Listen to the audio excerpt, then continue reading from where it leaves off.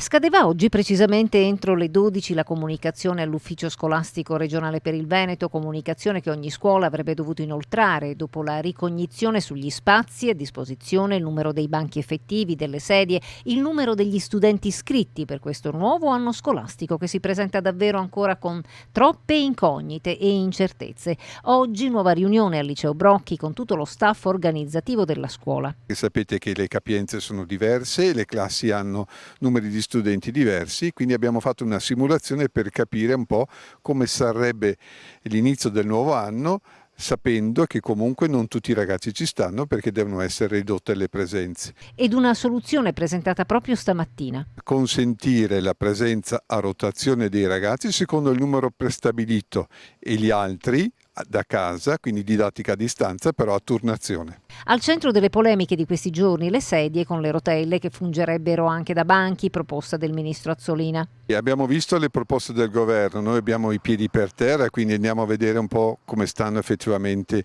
le cose.